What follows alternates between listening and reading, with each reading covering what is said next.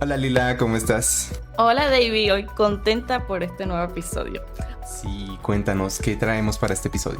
Hoy tenemos un invitado muy especial, que sabes que acá en Datanota nosotros navegamos en el universo de ciencia de datos y hoy quisimos hacer una especie de zoom out y salirnos un poco de la parte técnica y comenzar a ver qué otras áreas están involucradas con todo este rol del científico de datos en la industria, ¿no? Y tenemos un invitado de lujo que viene del área de recursos humanos.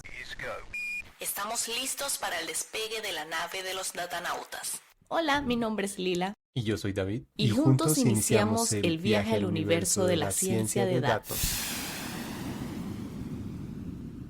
Bienvenido, Luis, ¿cómo estás? Bienvenido. ¿Qué tal, Lila? ¿Qué tal, David? ¿Cómo están? Con gusto en saludarlos. Igualmente, Luis. Gracias por subirte a la nave. Luis, cuéntanos un poco sobre a qué te dedicas. Bueno, actualmente soy gerente de recursos humanos de una empresa que crea soluciones basadas en datos para otras organizaciones, con muy buena presencia en todo lo que es América. Estados Unidos ya tiene aproximadamente un año y medio o dos, y ya tiene también presencia en Europa con unos clientes que también más o menos tienen unos años similar a Estados Unidos. Entonces, formalmente podemos decir que ya está en varias partes del mundo. Ahora actualmente estoy allí y me dedico al proceso punta a punta de recursos humanos, y también estamos desarrollando un poco la estrategia de cambio para ir mejorando un poco el perfil de todo lo que pudiese ser la pertinencia de ciencia de datos, especialmente en el rol con un modelo de liderazgo. Bien.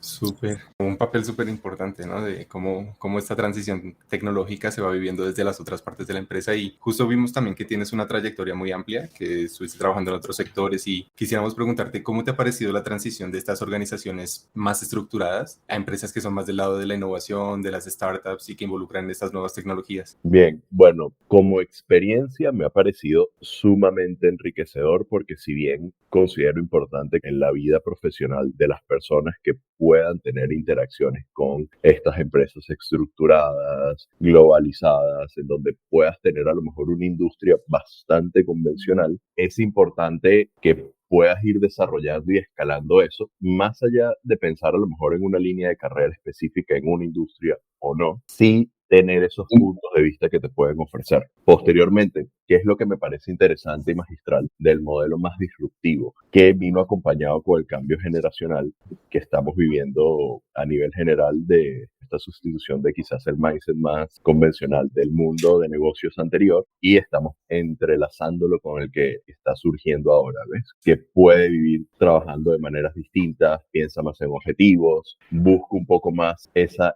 interacción continua y más rápida de las cosas, que creo yo que se acopla un poquito a cómo va avanzando la tecnología. Entonces, no nada más es una necesidad tan social generacional, sino que la veo también como una necesidad dada por tratar de incorporar o llevarle el paso a las tendencias tecnológicas que son necesarias en cualquier tipo de empresa hoy en día. Entonces, es un aprendizaje que es como, digamos, pasamos primero por una etapa inicial, que es lo básico, y luego ya empieza a especializarse en todo lo que es un poco más, no quiero decirle agresivo, pero sí es así, que busca el mundo de la tecnología y que obviamente está permeando en cualquier industria. Buenísimo lo que nos comentas, Luis. Y sabes que voy a destacar un poco esto del cambio generacional que existe. Y a ver, en la industria hay muchos tipos de organizaciones, pero hay como una clasificación que es relativamente fácil de percibir. Son las grandes corporaciones que tienen procesos formalizados, rígidos, una estructura jerárquica bastante burocrática, por así decirlo, y tenemos otras organizaciones más jóvenes que tienen estructuras un poco más dinámicas, y vamos a usar el término caótico. En este contexto, ¿cómo es esa necesidad o la no necesidad de que existan estos procesos formalizados en las organizaciones, específicamente aquellas que son disruptivas de tecnología?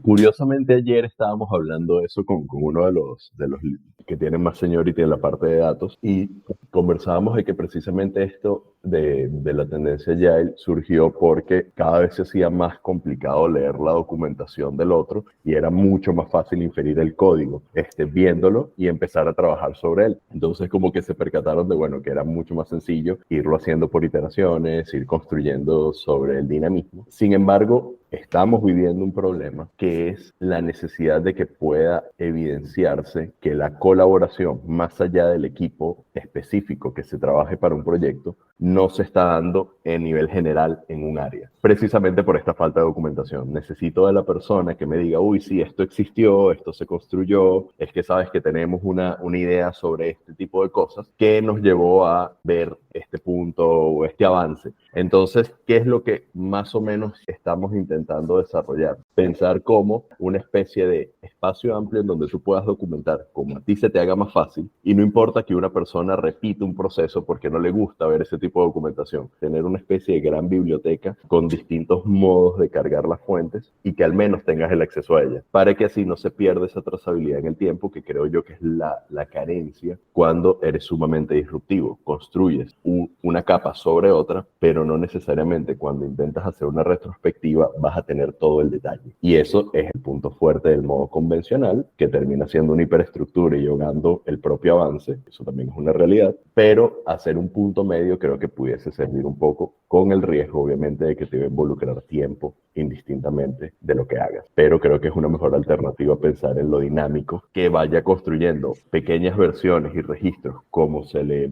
vaya conviniendo al creador, y colocarlo en un gran bibliorato, por así decirlo. Claro, sería mucho más flexible. Bueno, es un sistema mucho más flexible y da mucho más pie al crecimiento, ya no estar atado a esas estructuras justamente. Y bueno, ya que hablas un poco de esa problemática pues es una problemática de comunicación al final, ¿no? De los equipos de data con el resto de la organización. Me gustaría hablar un poco puntualmente de este papel del científico de datos y bueno, todo lo que conlleva esta nueva gama de equipos que involucran tecnologías como inteligencia artificial y tecnología de vanguardia para estas nuevas tareas que le están surgiendo a las organizaciones. Bueno, desde la perspectiva de recursos humanos nos interesa mucho saber cómo ves este papel del científico de datos y cuáles serían los desafíos a los que se enfrenta este rol en específico. Bien, creo que uno de los principales desafíos que estamos viviendo es que al ser un rol tan especializado, que pudiésemos hacer a lo mejor una pequeña comparación con el ingeniero informático, el ingeniero en sistemas, maneja un lenguaje no tan sencillo para transmitir a las personas que no son de esa área. Bien. Y esto implica una gran fortaleza y una gran falencia. ¿Fortaleza en qué sentido? Obviamente son profesionales que se destacaron y especializaron en lo que mejor saben hacer, que obviamente es manejar esos lenguajes de programación que cada vez más se puedan parecer al lenguaje natural, que es una maravilla. Sin embargo, a la hora de transmitir la construcción, no basta solamente con haberlo hecho en un lenguaje lo más natural posible, sino que es necesario que la persona tenga la posibilidad de expresar y de armar una historia de para qué funciona, por qué funciona y cómo lo puedo relacionar,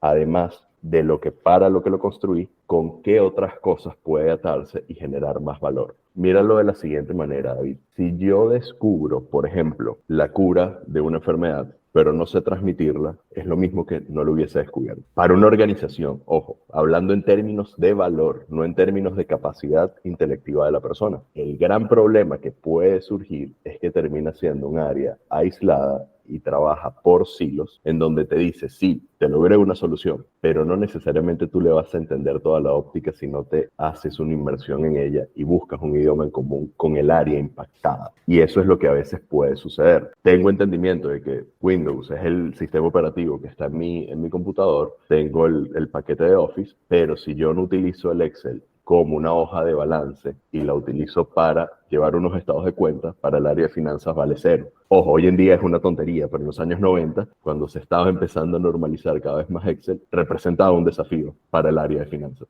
Y ese idioma en común era el que se tenía que trazar. Considero yo que eso es lo que hoy en día se tiene que hacer, dado de que ahora inteligencia de datos, todo lo que tenga que ver con tecnología, permeó cualquier tipo de industria que puedas imaginar. Justo. Y es que sí, justo este problema se ve muy enfocado en la parte comunicativa, ¿no? Como bien nos mencionabas el ejemplo de la documentación, que es justo la parte que trata de transmitir estas ideas lógicas que están detrás del funcionamiento de un programa a la persona que lo va a usar realmente, ¿no? Y justo si no hay una buena documentación, si no hay una buena comunicación clara entre estos equipos, realmente no tiene un valor como tú lo señalas. O bueno, se ve menguado su valor, de alguna manera. Tal cual, sí. Tuve una oportunidad en un par de organizaciones anteriores en donde se hacían implementaciones súper ambiciosas, súper funcionales y terminaban no utilizándose, porque las personas sencillamente preferían hacerlo de la manera anterior porque nadie se tomó la molestia en explicarles el tiempo suficiente. Y no era matemática pura, era algo que creo yo que con un poco de paciencia podía hacerse, pero nuevamente volvemos a lo mismo. Si para alguien sumamente especializado y brillante como un ingeniero en sistemas se le hace explicarle a esas personas las vocales a nivel de dificultad, pero para la otra persona es el abecedario en mandarín, que no existe, se complica. Entonces, allí es en donde tiene que estar ese punto medio que creo yo que puede ser de muchísimo valor para que el potencial de un científico de datos eclosione en mucho más. Sí, de hecho, hago un comentario, ¿no? De uno de los invitados que tuvimos acá en la nave. Decía que una de las habilidades que debería desarrollar un científico de datos es ese arte de hacer preguntas. Un científico de datos tiene que preguntar, preguntar y volver a preguntar. Si me haces pocas preguntas, ya no estás haciendo un buen rol. Pensando un poco lo que vos decís y lo que Alejandro Balseiro se llama, si alguno quiere escuchar ese episodio, muy bueno, nos comentaba. Yo te pregunto, en tu experiencia trabajando con estos roles de científico de datos, vos ves que un científico de datos está bien que se dedique a lo técnico únicamente, aunque no desarrolle sus habilidades comunicacionales, comunicativas, y que haya otra persona que también sea un científico de datos, pero que tenga esta habilidad bien desarrollada y que funcionen como dos roles separados y se complementen? ¿O vos considerás que está bien que todos los científicos de datos, por más técnicos que sean, también mejoren su habilidad comunicativa? ¿Vos cómo lo pensás en ese sentido? Creo que son complementarias, o lo que he vivido hasta ahora, que ha sido en interacciones, por ejemplo, en la banca, en la consultoría y justo ahora en donde estoy, en la ciencia de datos per se, creo yo que pudieran ser complementarias porque depende mucho de la personalidad y de las características de cada profesional y de lo que quiera hacer. Yo he tenido la oportunidad de interactuar con personas sumamente técnicas que me dicen no me interesa en lo más mínimo estarle explicando nada a nadie. Y esto es lo que me gusta hacer. Y es totalmente válido. Sí, y no lo dicen desde la odiosidad, ojo, lo dicen desde el agrado que tienen en quedarse en la parte específica, técnica y desarrollarla una y otra vez. Y se les hace sumamente agradable ese desafío. Y tienes otras personas que son más intermedias, quizás las personas que tuvieron una formación distinta a la directamente de ingeniería, de sistemas o programación, tienen potencial. ¿Y qué decir? El que hace, por ejemplo, un economista, un matemático, una persona orientada quizás a administración de empresas, un ingeniero industrial, que pueda tener esa necesidad desde su rol en tener que interactuar con otras áreas, mucho más normalizado, y ellos que hicieron ese componente en datos quizás puedan servir de este puente, muy al modo de lo que estamos viviendo nosotros como los hijos de los 90, o en mi caso, hijo de los 90. Empezamos escribiendo todavía lápiz y papel, máquina de escribir, y terminamos utilizando computadoras con mucha facilidad. Los anteriores vivieron mucho más la época de la escritura y los posteriores vivieron mucho más la época del computador. Entonces, ese punto de puente creo yo que es el que es la otra cara de esta parte especializada, y vale la pena que las personas, según su gusto y su capacidad de interés por desarrollar o su capacidad innata, sea lo que decidan. Ambos los considero fundamentales. Uno sin el otro termina rompiéndose un poco la sinergia de lo que pudiesen ser como potencialidad en el área. Justo. Sí, es que hay gente que tiene muy claramente marcados esos perfiles, ¿no? O sea, hay Sí. gente que se la pasa en la computadora y que las habilidades comunicativas quizás no se le dan mucho, pero pues justo hay que respetar cómo hace su trabajo y Va que lo haga asociado con la bien, así como lo personalidad, hace. tal Exacto, cual, sí, sí, sí. tal cual. Va asociado con la personalidad, con el comportamiento. Entonces, ese tipo de cosas no las puedes forzar, más bien tienes que potenciar. Y yo tampoco soy partidario de que todos tienen que ser integrales. A ver, si tienes una punta de lanza, es la más fuerte. Entonces, si esa persona no comunica del mejor modo a nivel verbal, pero a nivel numérico es una bestia en lo que desarrolla, déjalo ser y potencialo. Exacto. Ahora, esto depende en parte también de la envergadura de la organización. Por ejemplo, organizaciones más grandes tal vez puedan integrar más fácilmente estos diversos perfiles, pero organizaciones más chicas que tienen que optimizar mejor sus recursos, capaz hay un perfil que tienen que escoger por encima del otro.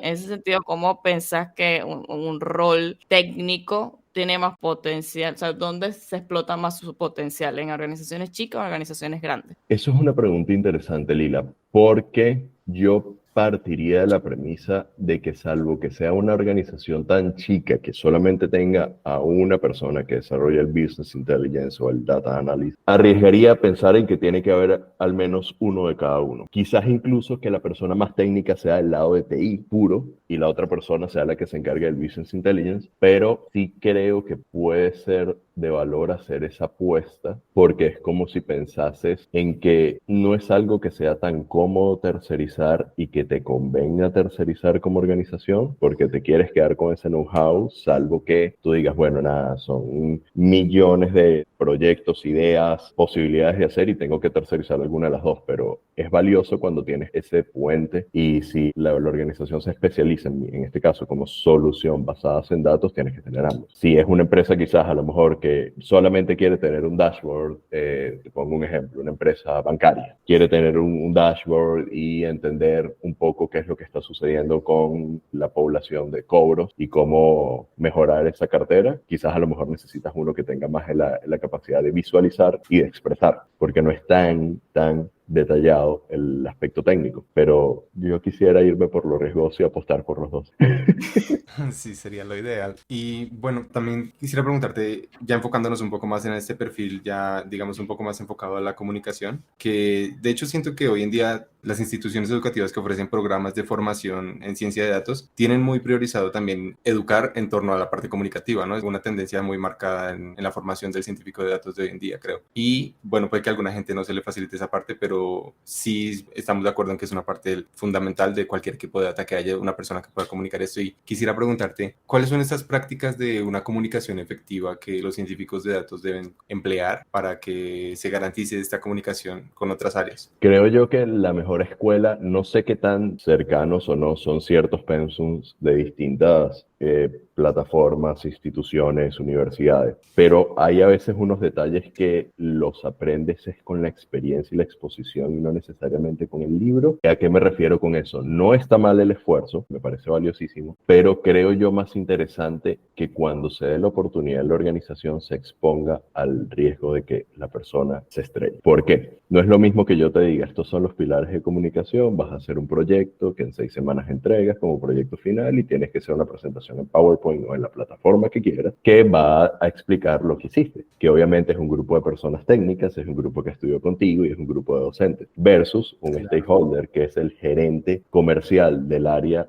de lo que tú quieras, de la industria, vamos a decir consumo masivo, para hacerlo más difícil, que no tiene tiempo y si no le hablas en términos de cantidades vendidas, puntos potenciales de venta, flujo de logística y de potenciales clientes o clientes existentes, le vas a perder el nivel de atención. Háblale desde términos absolutos de Tableau y de cómo construiste las capas y al minuto 5 se te va a bajar. Ese es el mejor aprendizaje que puedes tener, cómo hacer una síntesis para una distinta audiencia en la práctica. Y que Importante eso. sabemos que cada vez va creciendo un poco más, obviamente, el desarrollo profesional con el seniority y vas a tener que exponerte a personas que no tienen tiempo porque su agenda no se los permite. Entonces tienes que ser pertinente. Ese es el juego y ese es el aprendizaje que creo yo que no está pudiéndose replicar, salvo que tengas estos profesores como en la, no sé si has tenido la oportunidad de conocer cómo funciona la arquitectura en general, al menos en Venezuela y en Argentina es así, de que te ven el diseño y te lo tiran al suelo. Si resiste, es que empiezan a revisar si está bien. O te lo terminan rompiendo para decirte esto no es óptimo y esto lo construyes así, aquí puedes hacer algo y te rayan todo y te arruinan todo en 5 minutos. Ese creo yo que puede ser, aunque suene súper odioso, la mejor experiencia porque un director probablemente si estás fuera de pertinencia te lo va a decir. Es que, sí, justo como mencionabas al comienzo, como es un tipo de tecnología que está incurriendo en tantas industrias, la comunicación tiene que ser también algo súper flexible y poder adaptarse a las diferentes necesidades que cada ámbito le plantee, ¿no? Sí, Sí, exactamente. ahora, Y hablar en términos de valor. sí, ahora de hecho, vos trabajás en una empresa que se dedica justamente a crear soluciones data driven. Vos nos podrías compartir experiencias reales donde tú viste así en carne viva todo esto que estamos hablando de las habilidades de comunicación que necesita tener un científico de datos para que su proyecto tenga valor. Lo vi allí, lo vi cuando estuve en una consultora, en una de las Big Four. Lo viví en esas dos ocasiones. Una, siendo yo el conejillo de Indias, que no era la parte técnica, pero tenía que desarrollar una propuesta de negocios para una compañía que estaba interesada y estábamos en un proceso de licitación. Y sí, obviamente yo estaba enmañado en que tenía que expresarse así y tenía que hacerse de esta manera porque así lo entendía y no era el término o la lógica que se pensaba más pertinente para ese tipo de industria y recibí bastantes comentarios de cambio, para decirlo así. Críticas constructivas. Sí, críticas constructivas. Ojo, en el buen sentido, ¿no? A mí me gusta. Pensándolo desde el punto de vista de que uno dice, bueno, listo, yo tengo un hijito y salió bastante bien esta construcción y uno pretende y cree que eso va a llegar exactamente igual cuando se exponga a la realidad. Esa fue una y la viví varias veces en donde sí genera estrés que se rompa todo de un momento a otro. Incluso en la presentación tú sentías lo directo del potencial cliente en esto es lo que me interesa o esto es lo que no me interesa y resuélvelo. Entonces es interesante porque sí, claro, algo que me gusta mucho es que uno tiene la posición de expertos a los ojos del cliente. Entonces es propenso que ellos crean que vas a adivinar la solución. Y el otro que he vivido es que cada vez más en el mundo de los datos, como estamos metiendo componentes humanos, no necesariamente son un índice exacto. Se acostumbró a que se hablase de datos y te tengo que dar un número perfecto. Y perdí la lógica de que estoy hablando a veces de interacciones humanas y se habla de tendencias. Entonces, muchas veces es interesante cómo te hace un esfuerzo sobrehumano por tratar de transformar ese porcentaje o tendencia o rango en un número exacto y se llevan grandes golpes. Entonces, es lo interesante de cómo yo he visto que se hacen esos descubrimientos, se hacen descubrimientos de que hay interacciones y uno presupone que tienen que ser de otra cosa. Y ahí es en donde puede estar el riesgo real de que no va a ir bien con el cliente. Eso creo yo que es bastante interesante y también por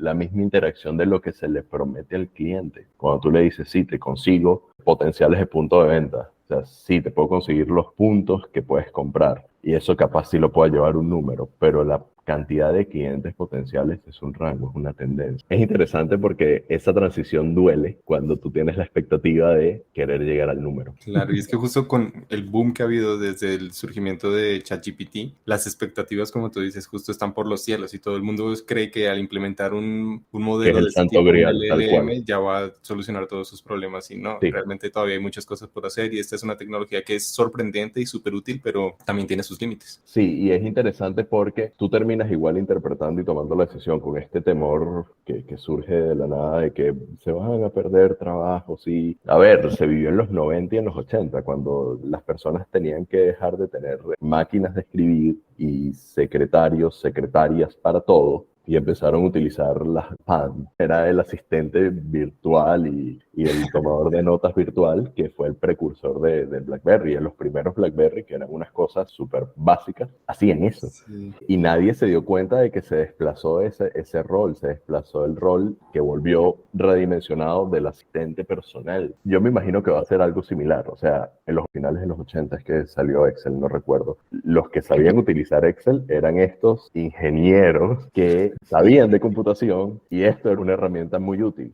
El de finanzas todavía llevaba sus hojas de balance en cuadernos de balance. Y nunca hubo esa pregunta, o si la hubo, nosotros la pasamos por alto como generación y ahorita va a pasar lo mismo. Cuando nosotros seamos viejos, la herramienta más básica que van a pedirle a un recién graduado de bachillerato va a ser Excel. Cuando el sistema educativo se tome la molestia en incluir cosas más sensatas que lo que hace hoy en día. Entonces, ese va a ser el ChatGPT. juego. O un ChatGPT, claro, con el umbral más alto de tolerancia de que tienes que tener criterio, que eso es lo que también hemos estado olvidando, que hay que tener criterio en la toma de decisiones para decir, oye, si esto te lo inventaste y me hiciste fábula, o esto sí es directamente de algo que me sacaste. Yo le he hecho preguntas, mi profesión es licenciado en filosofía, yo le he hecho preguntas específicas de filosofía y valido si me está inventando o no, porque tengo un conocimiento previo. Creo que el espíritu de utilizar estas herramientas debería ser relativamente similar. Yo tengo un conocimiento, me quiero informar de cierto nivel de detalle y revalido de una manera más automatizada que buscarlo y construir el proceso de redacción o de traducción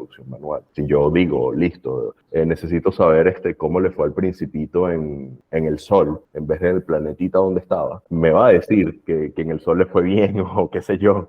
Ellas no están haciendo mal el trabajo, nosotros estamos malinterpretando lo que ellos dicen, porque presumimos que tiene que ser todo verdad. Justo de nuevo un problema de expectativas. Sí, Sí, de hecho quería volver a la parte de la comunicación con el cliente y sí. yo porque soy Scrum Master de ciertos equipos y veo que hay perfiles muy técnicos que se desviven por contar las tecnologías que usaron y nosotros usamos Python y usamos el modelo Random Forest y estas fueron nuestras métricas y vos decís algo que es cierto, al cliente final no le interesa a veces saber eso y ahí No. es donde va mi pregunta, ¿qué tanto, según tu experiencia obviamente con muchos clientes, le interesa al cliente saber cómo llegaste a ciertos resultados? Dependiendo del nivel técnico de ese interlocutor que tengas. Si tienes un equipo de BI que quiere manejarse bajo ciertos esquemas, sí va a ser útil. O el equipo de TI de esa organización. Si es el comercial, el de finanzas, es como que si yo te dijese cómo funciona, no sé, un Ford Focus versus un Volkswagen Gol. Tú me vas a decir, sí, perfecto, pero yo lo utilizo para manejar y desplazarme. No quiero saber ahorita cómo funciona el motor. Entonces el mecánico se va a desilusionar porque no te pudo explicar cómo funcionaba. Lo mismo sucede ahí. Si tú te vas con especialistas, ellos van a disfrutar hablar porque es algo que les gusta y lo van a entender, que es lo más importante. La expectativa es que te va a entender el interlocutor, que no necesariamente sucede con el gerente de finanzas. Y no está mal, es que el gerente de finanzas tiene otra especialidad. Y en el contexto actual que estamos viendo que cada día surgen más y más herramientas de inteligencia artificial y que justo flujos de trabajo se van automatizando y ciertos proyectos que antes parecían gigantes pueden ser llevados a cabo por una sola persona. ¿Cómo ves los retos a futuro de recursos humanos con respecto al científico de datos usando este tipo de tecnologías? Bien, es una pregunta bastante difícil y se va a abordar desde algo que ustedes me van a decir no tiene nada que ver, pero es la mejor manera que he conseguido hasta ahora de ver cómo un elefante tiene que saber que se tiene que mover más como una gacela, porque el área de recursos humanos es un elefante en muchas organizaciones, lento, burocrático e inútil, viniendo de la rama de recursos humanos, lo siento. ¡Durísimo! Me dolió. ¿Qué es lo importante de lo que sí es rescatable? Uno, el ir aprendiendo de las demás áreas, los intereses, los modos de trabajar y las cosas que se les hacen cada vez más fáciles. Bien. Segundo, ofrecer interacciones más ricas en donde tú puedas particularizar cada vez más esos procesos de onboarding de la persona que empieza desde que lo contactas o que te interesa en LinkedIn o donde sea que esté. Y el otro, que es el que te digo que no tiene nada que ver, es asumir que ya tenemos que irnos deshaciendo de la idea de que a los 40 ya la persona es un inútil. Por más de que nosotros y nuestro interés es buscar personas jóvenes porque son los más propensos a tener facilidad al aprendizaje porque recién saliste de la universidad, todavía tienes eso fresco y estás en la carrera. ¿Y por qué te digo eso? Tenemos que hacernos la idea de que una persona de 45 años es totalmente contratable y va a hacer sinergia precisamente con esa experiencia, es hacerles preguntas o pimponeo con el joven para que le transfiera cosas. Por más de que no sea el más especialista, una persona de 45 años con hijos que te pide más tiempo, que te pide más vacaciones, que probablemente te pida más ingresos, es más costoso que quizás uno de 20 que puedes prescindir de él o que se aburra rápido. Entonces, romper ese esquema no va a ser tan sencillo, pero es necesario, porque ya no vamos a poder y si no vamos a tener un problema de a quién vamos a conseguir y se va a hacer una carnicería aún peor de lo que está haciendo ahora conseguir un talento, porque ahora estamos viendo este boom de este rol vale mucho, pero entonces hay organizaciones que sí lo pueden pagar y hay otras que no, entonces como esa que no compite y sí trata de ofrecer lo mejor que puede, por más de que sea dentro de sus posibilidades y que al joven no le interese. ¿Cómo haces para mantener entonces el que sí te cuida todo y que no sea una isla de dependencia sobre él y trates de duplicar ese rol o de diluir esas funciones para que sea más sano? Y pese a que todo está ahorita en la tendencia, vuelve a la oficina y todas estas cosas, ya sabemos que es una normalidad ir jugando con qué tan pertinente o no es estar en la oficina, qué tan fácil o no, qué tan necesario para mí como organización, eso es una posibilidad o no lo es. Entonces, viene lindo. Un montón de retos todavía por delante. Sí, de hecho vos mencionaste algo que me llamó la atención, lo de los roles más valiosos. En tu experiencia, ¿cuáles son esos roles de data específicamente que vos consideras que son más demandados ahorita en el mercado? Hoy en día, creo yo que el que puede traducir a otros lenguajes, porque el técnico ya ha sido valioso desde siempre. El técnico ya yo sé que tengo que pagar muchísimo por él, pero yo no sabía que este era necesario hasta que empezamos a tener estos problemas de entendimiento. O sea, no sé si la alusión bíblica sirve, pero estamos teniendo hoy en día una torre de Babel en donde distintos idiomas en una organización quieren construir algo en común. Y eso es lo que está pasando. Este tipito o esta tipita con la capacidad de hacer entender a los demás el idioma en común y ser bueno a nivel técnico, quizás no como el especialista, pero sí puede hacer y resolver, tiene que estar. Entonces eso está empezando a ver que no es tan común o no se le da la oportunidad de que sea común. Sí, suena un rol un poco exótico, pero que quizás justo vayamos viendo cada vez más a futuro. Sí, Sí, de un hecho. poco como el meme, 25 años pero con 10 años de experiencia. Sí. Sí. Sí, de hecho yo he escuchado ya en empresas que únicamente están contratando científicos de datos que tengan visión de negocio, o sea, que estén Claro. orientados a poder interpretar correctamente el problema que trae el cliente y poder abordarlo desde lo técnico, siempre orientado a la solución de negocio. Entonces, Sí. ese error que vos decís básicamente de traducir del lenguaje, básicamente. Hay otra pregunta que te quisiera hacer, Luis, y es que, bueno, hay una cuestión muy importante en el rol del científico de datos que quizás también es preocupación de recursos humanos y es cómo se da el manejo de esta información con la que el científico de datos está trabajando constantemente, ¿no? Entonces quisiera saber qué piensas acerca de la forma en que se trata la privacidad de los datos que están contenidos en lo que el material con el que trabaja el científico de datos y cómo ves que esto tenga que ir evolucionando a futuro. A ver, bueno, eso es un tema como muy de pugno y polémico, pero yo soy partidario de que ya existe la, entre comillas, no privacidad. A ver, lo tenemos en las plataformas de redes sociales, que tienes una publicidad direccionada y tienes un algoritmo direccionado a lo que te interesa. Creo yo que un desenlace natural de lo que va a seguir surgiendo es que eso se siga normalizando, porque si eres una empresa, pongamos un ejemplo, logística o bancaria o de consumo masivo, tú vas a querer saber quién usa, consume ese producto o no, quién transita por allí o no, qué punto de venta es más efectivo, qué personas promedio están en ese punto de venta, y ahí cuando te digo persona promedio es edad, si estás trabajando o no, a lo mejor el género con el que naciste, sí, o con el que te mantienes legalmente, si tienes o no tienes hijos. Y creo que ya estamos rozando un poco la privacidad de las personas, nuevamente entre comillas, y son datos que se utilizan para poder hacer una campaña más efectiva de consumo masivo. A ver, siempre ha existido con la famosa encuesta, salvo que mientas deliberadamente, lo único es que cuando estás en una publicidad o haces una compra, supongo yo, en una de estas plataformas de pedidos, saben que hiciste una compra de ese estilo, te hicieron unas preguntas o vieron el promedio de cuánta cantidad compras y deducen si vives o no vives solo, si consumes cuántas veces ese producto y te hacen publicidad y ofertas de eso. Eso es una invasión a la privacidad, pero lo hacemos tranquilamente. Entonces, igual, por ejemplo, en un banco, los temas de deudas, tú tienes el acceso a la información de las personas y quién debe y cuánto no debe y cuánto es su flujo bancario y en qué trabaja. ¿Qué más privado que eso? Pero es la única manera de que te ofrezcan un crédito o no el día de mañana si quieres comprar una casa. Entonces, que lo haga ahora una persona tras una computadora dentro de ese mismo banco, ¿es una transgresión a los datos o es un beneficio para ti? O depende del uso que se le dé a las cosas, como todo. Ojo, es una pregunta que me hago porque en recursos humanos es interesante cuando tú dices, perfecto, quiero hacer cada vez beneficios más customizados a las personas y yo quiero respetar esta población en donde tengamos este espacio flexible, tengamos salas de gamificación, tengamos haz lo que tú quieras, seguros segmentados si tienes o no tienes hijos y te involucramos a tu familia. Ya me estoy metiendo con tu familia, me estoy metiendo con lo que te gusta, me estoy metiendo si quieres estar o no en la oficina. ¿Te quiero dar un beneficio segmentado o no? Si no, tiro un paquete general en donde todo el mundo tiene el mismo seguro, no te pregunto si tienes familia o no, entonces no me interesa y te diré o me enteraré en algún momento y te lo daré o no como posibilidad. Y la idea es hacerte cada vez más agradable tu estancia y ciclo de vida en la empresa. Que obviamente la empresa esa o el área esa no divulga esa información de manera deliberada, malintencionada y con unos fines que no sean el propio de generar el beneficio es otra cosa. Pero ya depende de la ética de la organización y eso ya empieza a ser otro tema. Pero la privacidad en este sentido se acordó que se comunicara para yo poder ofrecerte algo mejor.